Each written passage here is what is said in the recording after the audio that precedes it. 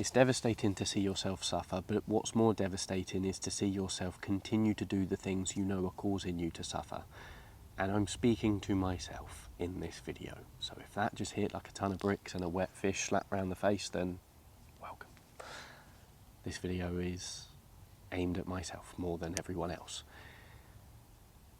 The devastation of realising that how you've been acting is out of alignment with how you actually want to show up and act in life doesn't show up straight away. Because sometimes in the moment, and we have to be fully admitting of this, it's kind of fun to suffer a little bit, isn't it?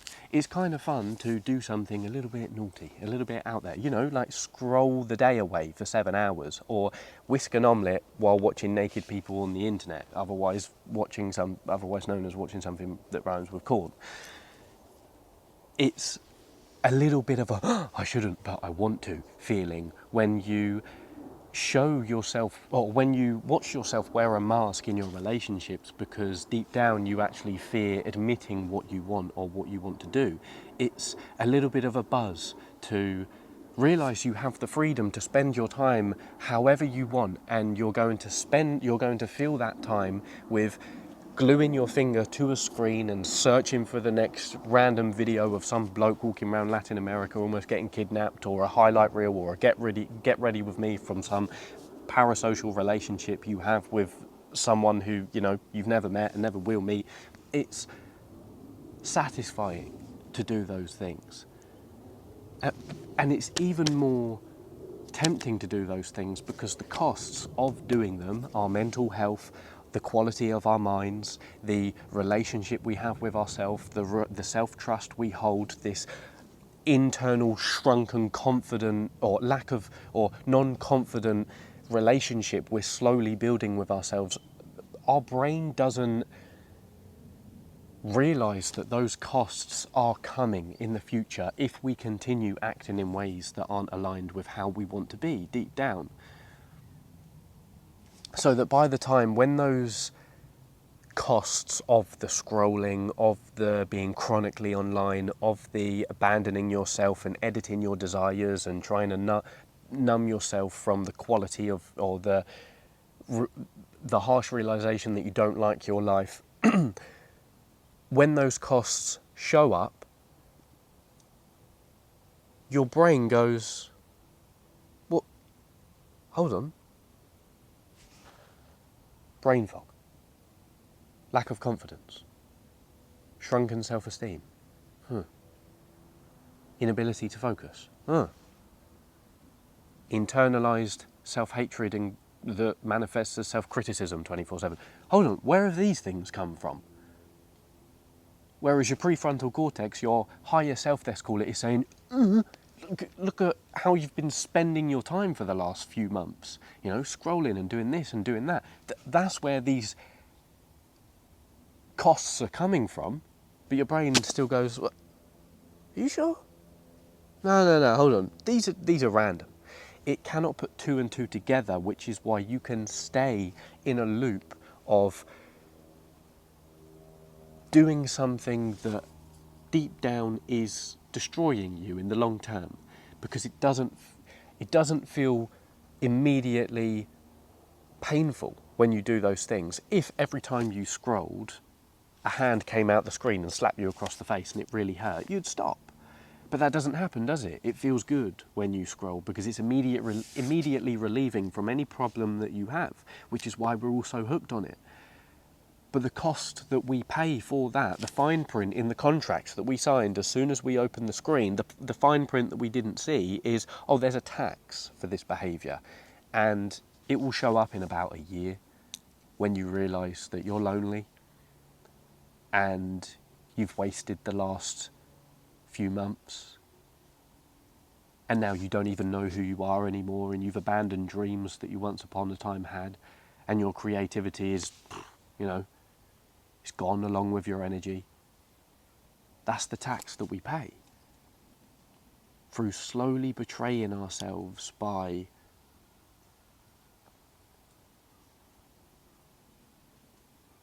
accidentally not realising where the costs that we feel, the heavy burdens we feel in life come from.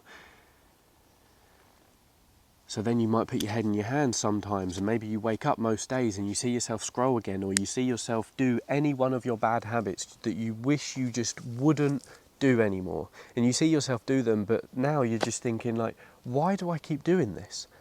You know, head in your hands. Why do, like an addict who's hit rock bottom, why do I keep doing this to myself? Well, the answer is because the road to hell is paved with good intentions. You're just doing your best. And if you don't believe me, or if that just bounced off you, then fine. Maybe you're not doing your best. But we're still here, feeling how we're feeling. And we need to get out. I feel like I'm recording a hostage video. Save me. We need to get out. We do. We need to get out of hell. Self-betrayal, hell. And we need to start walking the path again of self-trust, integrity, feeling whole, getting back to that state of alignment where you're showing up and you're acting in ways that deep down for you feel right. Because I'm not going to give you any, oh, here's a checklist of things that you should do and these are the things that feel right. No, you know. You know, not because you've seen some, influencer on the internet waffle on about productivity and there's more that you can get from life and this and that and you need to optimize everything. No, not because of that. They can 0121 do one for a minute. You know when you're acting out of line with how you want to show up to life deep down, okay? You know, I know. It's painful when you see yourself betray that.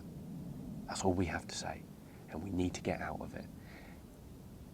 Great news, you know, so we just need to follow that voice and that message, your intuition, to restore the relationship you have with yourself. Because we can point fingers as much as we want. You have every right to be annoyed at the fact that everywhere you look there is something trying to distract you from yourself and give you nothing in return. All the energy depleting habits of the modern world. The modern world is a scam, we know that.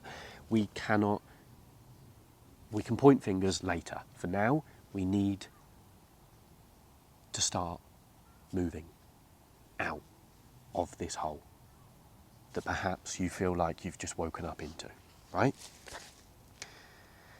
I saw a photo when I was kind of thinking about what I would say in this video. Now we're going to go into those solutions. We're going to cover how to get out of this, by the way. One photo I saw on Pinterest, which really summarised how I think a lot of us feel. I'm going to put it up on screen now.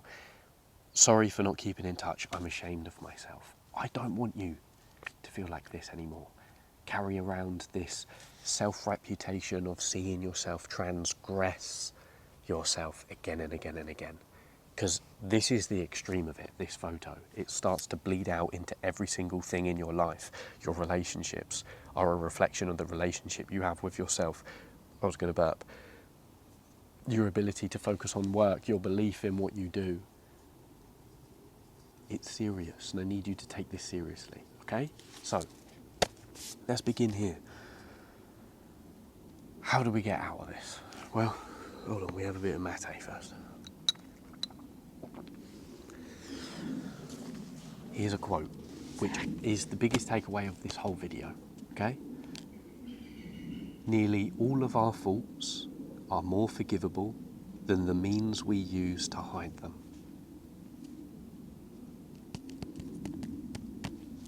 Just let that sit for a bit.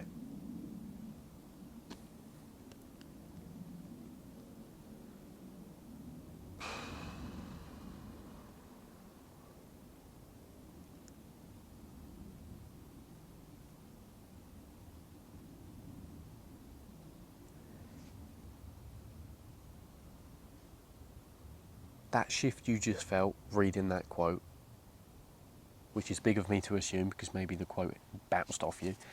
But if you felt any shift, then just let it sink in. I'm not going to explain that quote. Just let it hit, okay? Now, where we're going to move to is, I got my notes. We have to identify the signs here of, let's call it, the dark wood, the self-betrayal hell. The signs that you are acting out of alignment with yourself are fairly simple, and I'm going to read them out now, and I just want you to reflect on how you've been spending the last few months of your life and see how true they are for you. Because you might have some doubts as to whether you are in self-betrayal hell, so let's get clear. The first sign is feeling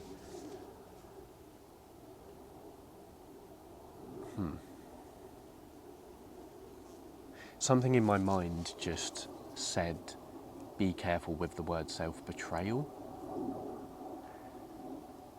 because it's quite extreme, and I probably should have thought about this at the beginning of the video.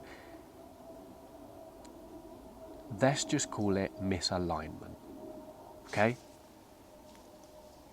Who you show up as, who you want to be, a little bit out of whack. That's all it is. The self-betrayal is just the extreme way of saying acting out of alignment with who you want to be and who you want to show up as, okay? Put that to the side. Let's just say the signs of misalignment. The first one is feeling purposelessness. Feeling purposeless. Fella, someone was behind me. Hold on. Feeling purposeless. Nothing excites you. I mean, yeah, you can work, you can put your energy into things, but most things that you do or imagine doing feel like stamping receipts onto a wall, or collecting coupons, or going into the woods, picking up a load of leaves and stuffing them in your pockets. Like, yeah, you could do them. You could do these things. But why? There's no purpose behind any of them. The second sign of acting out of alignment and being misaligned internally is emotional misery and volatility. So if your emotions are all over the place right now, or they have been for the last few months, you know, one moment you're really excited and you're happy, the other moment you feel low, down and depressed, or you crash out at people, you get angry, you shout at people for no reason, you get easily triggered. This is what I see in myself when I'm acting out of alignment with myself. My emotions are all over the place. They're wobbly. They're not stable. That's a really, really big sign here. If your emotions are all over the place, that is largely a sign. There's many different reasons why, but in my experience, it's largely a sign that you are acting out of alignment and you are internally divided against yourself. And the key thing to note here is, if this continues, this emotional volatility, it's going to start to have really serious consequences on your life, because emotional volatility is consequential for your health in a negative sense. It leads to stress, it leads to instability, it leads to dysregulation, you know, moments that are stressful or just normally occurring in life, like spilt milk, or you brush something, you break something, someone says something to you, become even more intense and harder to deal with. The third sign is physical deterioration. This is a tricky one because, of course, if I was to say, if you're sick right now, if your immune system is low, again, there's a billion different reasons why, and I'm not a doctor. But it's worth thinking about if for the last few months you felt ill, sick, lethargic, energyless, out of nowhere almost. You know, I'm usually a person who stays healthy and doesn't get colds, and now you've started to get loads of colds, or your nose is runny, or you've got chronic pain suddenly. I'm not saying that this is 100% the reason why. It could be one. Again, you're internally divided. There's a field of study, like a scientific research called psychoneuroimmunology. Immunology, I think that's the name. And what it studies is essentially one of the things it studies is the effects of internal division and how that shows up physically for us. So what it shows up, or how the body manifests lying to yourself and acting out of alignment with yourself. And the bottom line is, the more you transgress yourself and lie, you do something that you know is deep down bad for you, so while you're doing it, you're scrolling, but deep down it's not the best use of your time, or it goes against this principle or this value, or any other example. That's an internal division of cognitive dissonance, because you're thinking one thing but you're doing the other. That shows up in your body. I think I put the things down here. Yeah. Spikes your heart rate, increases stress, so releases cortisol into your bloodstream. Your blood pressure increases, your cholesterol increases. This is what I was saying earlier with the emotional volatility thing. So long as we stay internally divided and act out of alignment with ourselves, the costs are physical and they get really serious very, very quickly. Case in point for this, the popular book When the Body Says No by Dr. Gabor Mate is pretty much just a study of this, of what it means to hold internal division for a really long time. And the answer is all the physical ailments that we try to avoid by staying healthy. You can be the healthiest person in the world, but if you are acting out of alignment with yourself and you're thinking one thing but doing another, you want one thing but your actions show something different, that is really costly for your brain to maintain and watch you perform. Because it's confused, it's a contradiction. Oh, okay, we say we want this thing, or we want to show up this way in life, but we're doing this, and this is how we spend most of our time. Division, alarm bells, ding, ding, ding, something's off. That leads to suffering, which we're going to get to later. The third, or the fourth reason, which is a sign of misalignment, is consistent relationship problems. Maybe you've had a period of, again, look, there's all nuance and caveats with this. Sometimes you just meet a lot of people and relationships don't work out. But if you're in a state where for the last few years you've met people, relationships have formed out of them, and then they've ended for similar reasons or different reasons, or you've faced the same problems in your relationships, again, it's probably because you're internally divided and you're just carrying that energy into your relationships. A way to think about this, and a lot of this stuff is from the book The Way of Integrity by Martha Beck, the psychologist, and I really recommend it. She puts it brilliantly and says something like, when you send out a pretend personality, that attracts other pretend personalities, and then all you create is pretend relationships. And in a similar sense, she said, two lost people can't chart a course to happiness.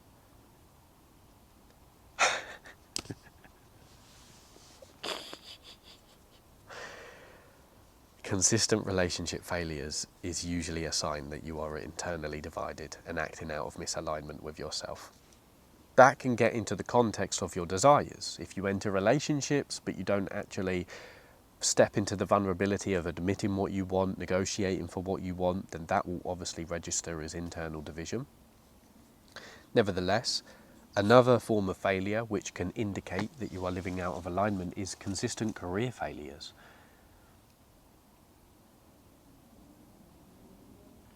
Constantly working jobs that you don't want to work. There's different reasons why. Maybe you need the money, of course. But what Martha Beck also says in The Way of Integrity is your life's work is ferociously trying to find you. And your, let's call it your authentic self, is ferociously seeking for it as well. Which is why every time you abandon what you actually want to do, or any creative spark that you feel, and any inkling from your intuition as to, oh, I want this, but you edit the desire for whatever reason, every time that happens, you turn into a zombie. You do. And there's a brilliant quote which I reference quite a lot in conversations I have with people, and it's from the psychoanalyst Mary Louise von Franz, who was a student of Carl Jung's.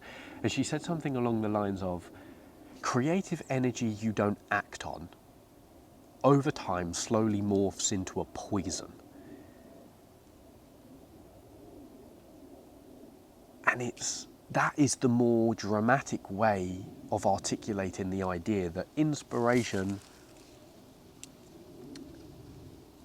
lightly knocks on your door. Just lightly knocks. And if you don't open the door, it will go. And then that shows up as regret. I think the poison she was talking about is that regret of, oh, you know what, I'm not doing what I want to do. I know what I want to do. Or I'm in a job that I don't like. I don't know what I want to do, but I don't want this. Sometimes that's the point that you start from, and that's better sometimes than knowing what you want. I just know what I don't want. Let me go figure it. I would rather be homeless than do this, but fulfilled. So yeah, consistent career failures. I guess failures in the sense of constantly working jobs that you feel deep down aren't really aligned with your strengths. I think a way to think about your strengths in the context of career is, because we're covering a lot of different contexts here, a strength is something that makes you stronger, a weakness is something that makes you weaker. Applying that to the jobs that you do, you can be really good at something, but when you do it, it makes you weaker, in which case that's not a strength. It's not something that's aligned with you, it's just something that maybe you were rewarded for in your childhood. Yeah.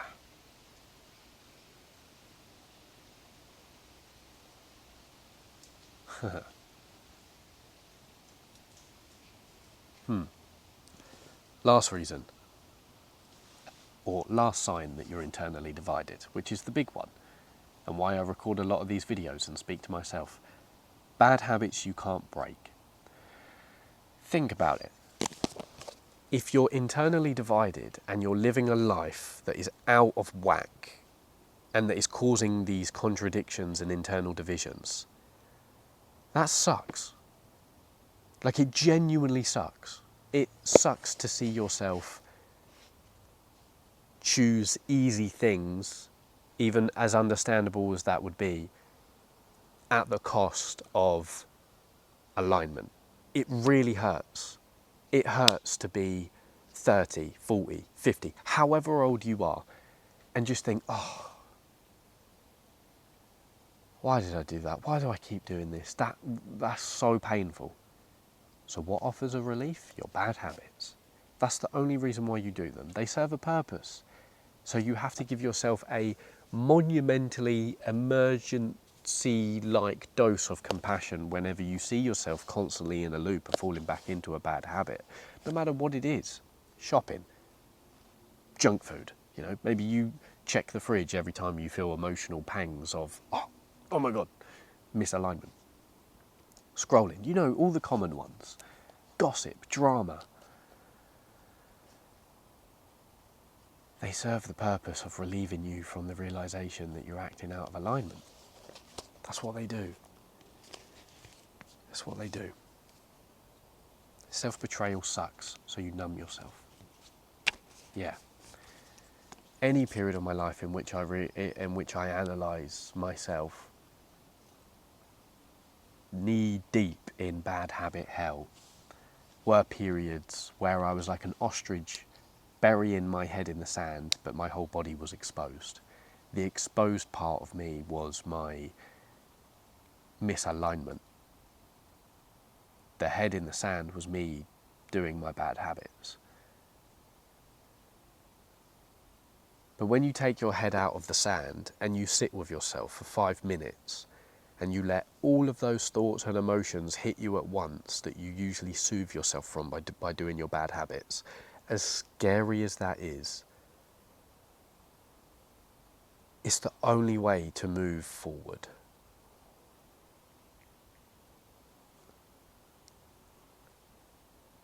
Only if you hold the attitude and the filter through those through those troublesome emotions and thoughts of, oh, this is trying to guide me.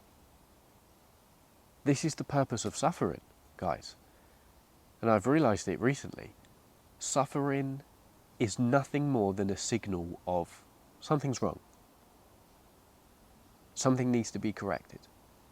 Whether that suffering shows up as the numbness you feel after scrolling another day away, or the weird twist in your stomach you feel every time you say yes to something you don't want to do, or you edit your desires, or you watch yourself light up again, take another swig.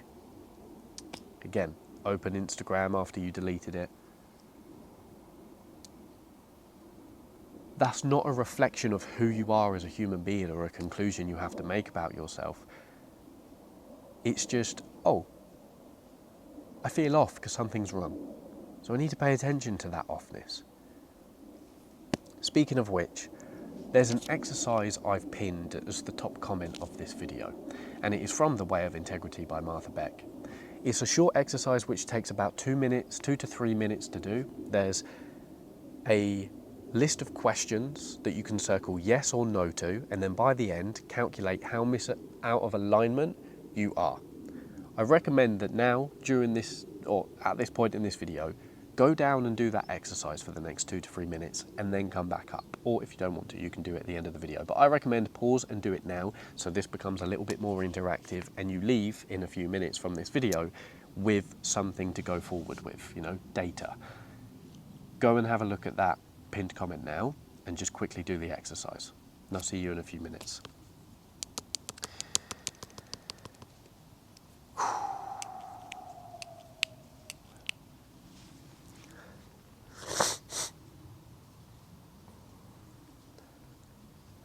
Some of you guys might have watched the video that came before this, which was Something Feels Off About Life recently. And in that video, towards the end, I said that the solution going forward, the first place to start, amongst many other things that I said, is to admit that there's a problem. And I'm going to say the same in this video at the risk of repeating myself, but be a little bit more concrete with what I want to say. Here are a few sentences I'm going to read out loud. And I just want you to feel into them and pay attention to which one sinks in the most. My life isn't perfect. I don't like the way things are. I don't feel good. I'm sad. I'm angry. I'm scared.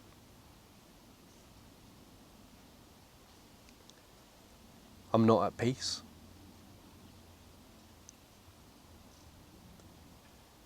I can't find my people.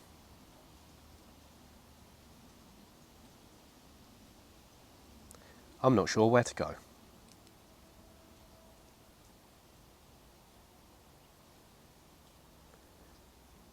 And I don't know what to do. I need help.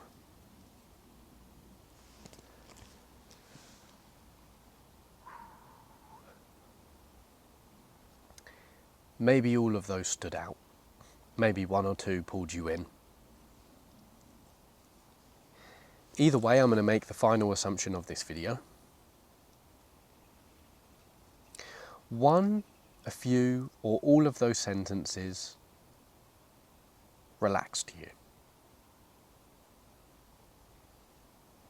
Made you chill out. It's because it's the truth.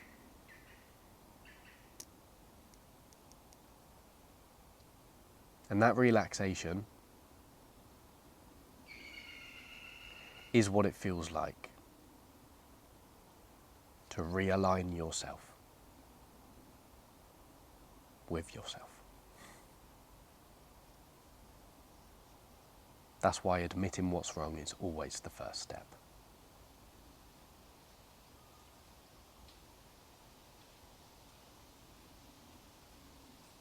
Always.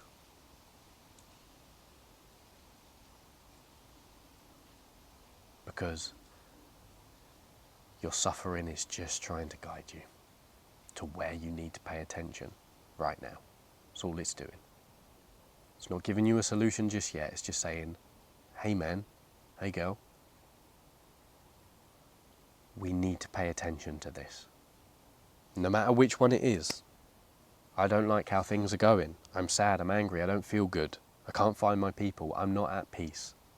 Pick one, right now.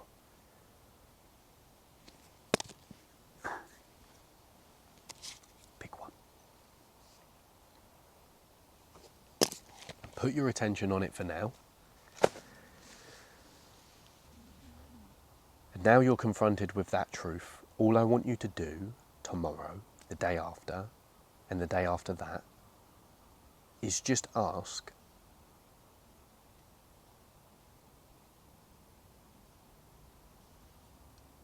what is this truth guiding me to do?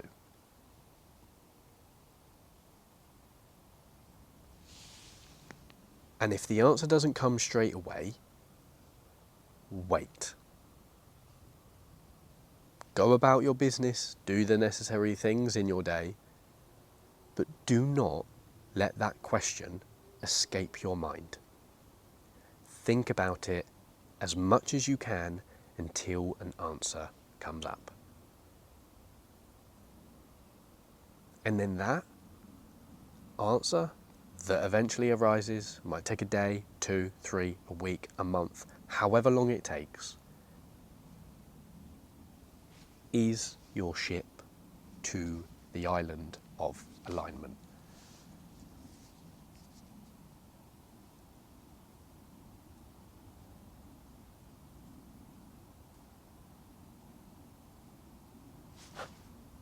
More to come.